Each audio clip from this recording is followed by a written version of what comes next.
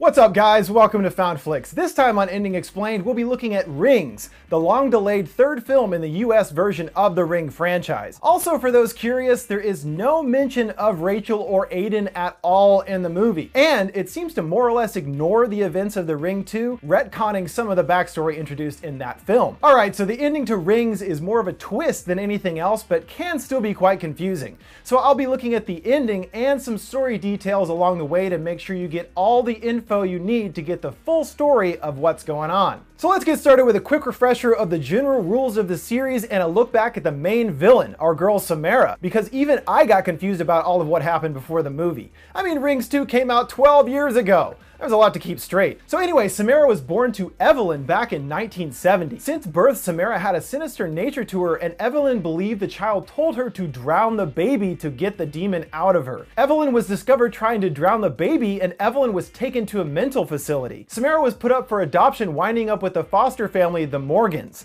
Her most basic powers, which she possessed while alive, began to grow in strength, causing her parents concern when she burned strange images into their minds. This particular main power of Samara's is called thoughtography, which is the ability to burn images from one's mind onto surfaces such as photographic film by psychic means. Later, in jealousy, Samara mentally attacks the family's horses, causing them all to commit suicide jumping off a cliff. After this event, her foster mother Anna suggests they go to the remote Shelter Mountain Inn to get away from the aftermath of the incident. But it turns out Anna has other reasons for their trip and attempts to kill Samara, suffocating her and tossing her into a well. Samara spent 7 days down in the well, futilely trying to escape, and on the 7th day, she finally drowned. However, even after Samara's death, her spirit was not at rest and continued to linger, and it is after her death that her powers truly materialized. A set of cabins were built in the area later, with cabin 12 being positioned over Samara's final resting place. Fortunately for Samara, a TV and VCR were placed directly on top of the well. As such, she was able to use her abilities to project images and her own spirit onto an empty VHS tape, creating the deadly tape of strange images the series is synonymous with. And in case you forgot, here's the rules with the tape.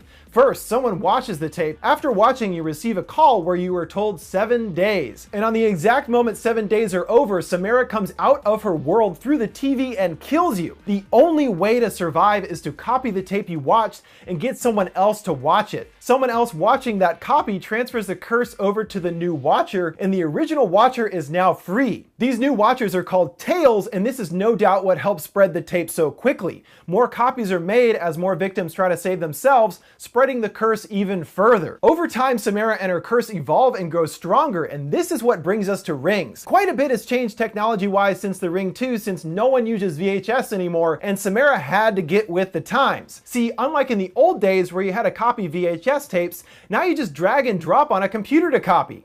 What a world we live in, so convenient for spreading evil videos. So we see in the opening of Rings, Samara is able to take over a plane and cause it to crash in order to claim a victim that watched the video. Even though this scene is pretty crappy and a bad way to start the movie, oh well. This is a level of power not glimpsed in the previous films, and I think the idea of this is to show how much more developed her abilities have become since we've last seen her. Next we meet Gabriel, a college professor played by the guy from Big Bang Theory that isn't Jim Parsons, you know, the other guy, and his girlfriend Sky. At a garage sale, they find the belongings of the guy on the plane, including a VCR. Uh-oh! Gabriel takes it home, and of course inside the VCR is a cursed tape which he watches. Then we leave Gabriel and get to know our main protagonists for the movie, Julia and Holt, the apparently 30-year-old college students. Seriously, that dude is supposed to be a freshman. Come on now! Holt heads off to college, and one day during a Skype call, two friends drag him away. After this happens, Julia can't get a hold of him, worrying something has happened to him. She goes to his college and meets Gabriel, who it turns out is one of Holt's teachers. Gabriel plays dumb, saying he doesn't know where Holt is,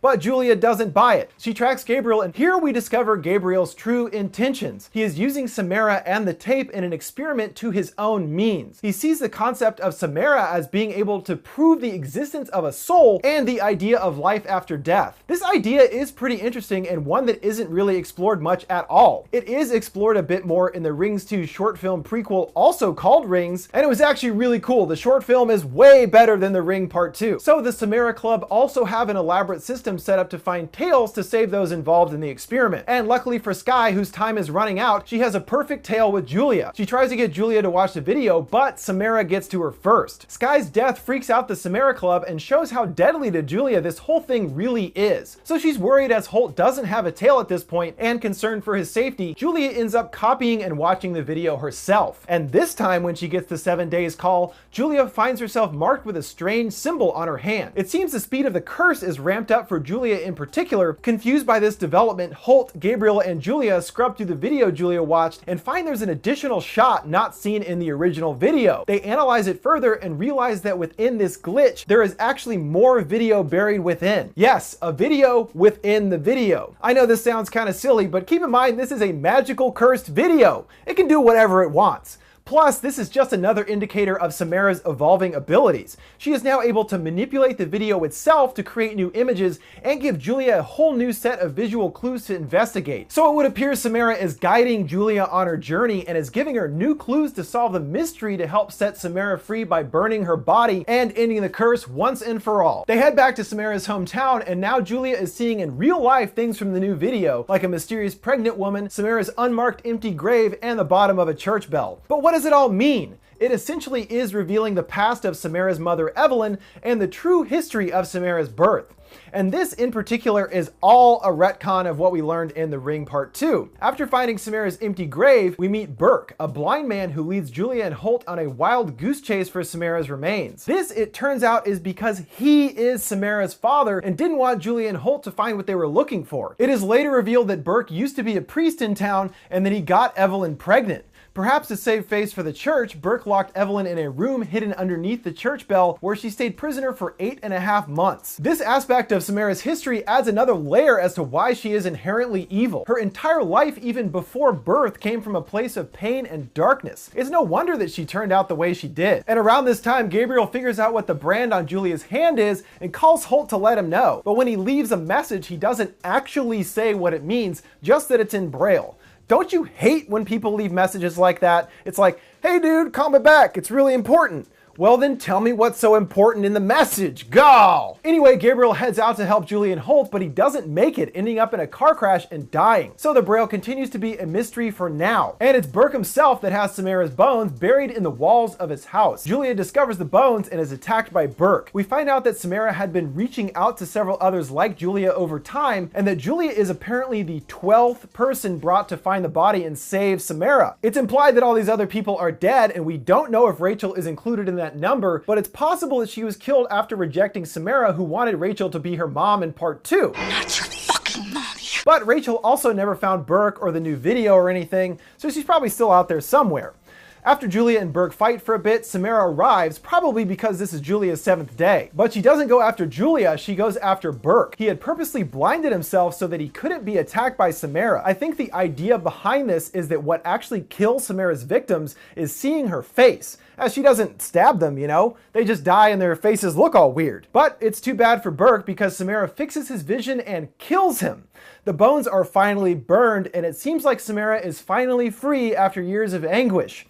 But that isn't the case after all, as Samara had essentially tricked Julia into her journey and burning the bones, which is kind of what happened with Rachel back in the first one. So Samara actually needed her bones to be burned so she could be reborn in Julia's body, and got Julia to believe she was helping to end the curse by solving the mystery. We see Julia back at home post-shower, and she pulls out a long strand of black hair. Meanwhile, Holt decides to finally check his messages, seeing Gabriel's. But it's been days at least since they came back, and seriously, this is the first time he checks his phone. Oh yeah, that guy that's dead now, he left me a message. Let's see what he had to say. So he finally and very, very slowly begins to decode the Braille brand on Julia, which says rebirth. But it's too late for that now. And in an instant, the computer springs to life, sending the video to all of Julia's contacts, spreading the curse via the internet at a speed and scope not possible before. Samara's gone viral! Finally, we see Julia, and it's Samara's reflection rather than her own. Julia is now overtaken by Samara's spirit, reborn within her, inhabiting her body. This is pretty cool, and I feel like the end of the movie does open up a lot of possibilities for the series going forward. We've seen her possess Aiden in Part 2, but this feels like Julia is gone, and now Samara is all that remains in the body.